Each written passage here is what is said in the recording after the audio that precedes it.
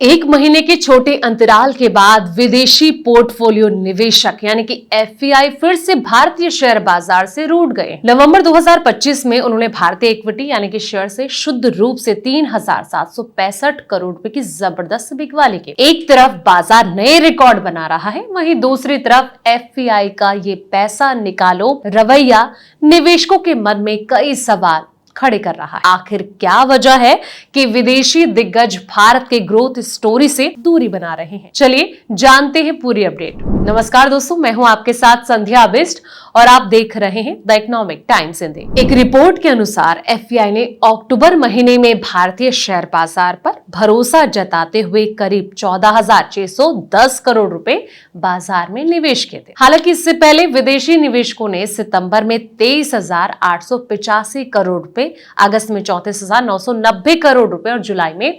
17,700 करोड़ रुपए बाजार से निकाले थे। अब जानते हैं कि आखिर विदेशी पोर्टफोलियो निवेशक क्यों भारतीय बाजार पर दांव लगाने से बच रहे हैं। तो आपको बता दें कि वैश्विक जोखिम से बचाव, अमेरिकी फेडरल रिजर्व की अनिश्चितता। अमेरिकी फेडरल रिजर्व द्वारा ब्याज दरों में कटौती की समय सीमा और गति को लेकर अभी भी जो है अनिश्चितता बनी हुई है। जब वैश्विक बाजारों में अनिश्चितता होती है तो विदेशी निवेशक भारत जैसे उभरते बाजारों यानी कि इमर्जिंग मार्केट से पैसा निकालकर अमेरिका के सुरक्षित बॉन्ड यानी कि सेफ हेवन यूएस कहीं ना कहीं इसकी तरफ रुख करते हैं। अगला जो पॉइंट है वो है डॉलर की मजबूत। वैश्विक अनिश्चितता के बीच अमेरिकी डॉलर का मजबूत होना भी उभरते बाजार से पूंजी निकासी का एक प्रमुख कारण नजर आ रहा है। नवंबर में एफपीआईज ने सीधे शेयर बाजार यानी कि सेकेंडरी मार्केट से निकासी की, लेकिन उन्होंने आईपीओज और साथ ही अन्य प्राथमिक बाजार यानी कि प्राइमरी मार्केट के माध्यम से भारतीय पूंजी बाजार में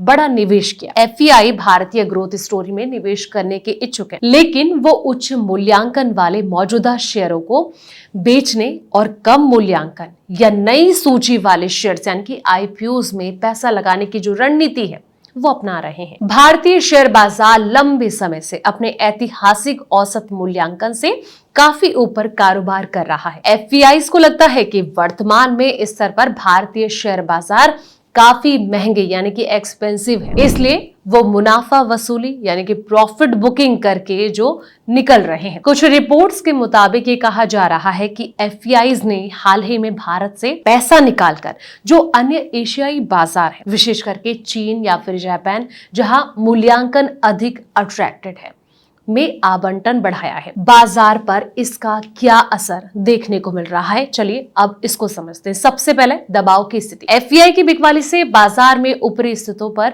दबाव देखने को मिल रहा है। ये जो बिकवाली है प्रमुख रूप से लार्ज कैप शेयर में देखने को मिली है। घरेलू डीआईआईज का सहारा इस बिकवाली को काफी हद तक घरेलू संस्थागत निवेशकों यानी कि डीआईआईज के द्वारा संभाला जा रहा है और खुदरा निवेशक यानी कि जो रिटेल इन्वेस्टर्स हैं, इनकी लगातार खरीदारी ने संतुलन बढ़ाया है, जिससे कि बड़ी गिरावट नहीं आई है। कहीं ना कहीं इनके द्वारा मार्केट संभला है। रणनीति में बदलाव। एफपीआईज का डेट मार्केट यानी कि बॉन्ड और साथ ही प्राइमरी मार्केट आईपीओज में पैसा लगाना ये दर्शाता है कि उनका भारत पर दीर्घकालिक भरोसा कायम है, लेकिन वो इक्विटी में अपने निवेश की रणनीति को पुनर्गठित कर रहे हैं। लेकिन अब दोस्तों बड़ा सवाल ये कि आने वाले साल में जिस तरीके से एफपीआईज के द्वारा लगातार बिकवाली की जा रही है, आने वाले वक्त में क्या उनका भरोसा दोबारा भारतीय शेयर बाजार पर टिकेगा, दोबारा से वो खरीदारी शुरू करेंगे, ये तो आने वाला वक्त ही बताएगा। फिलहाल इस वीडियो में नहीं, ऐसे ही तमाम वीडियोस के लिए आप देखते रहें द इकोनॉमिक टाइम्स हिंदी।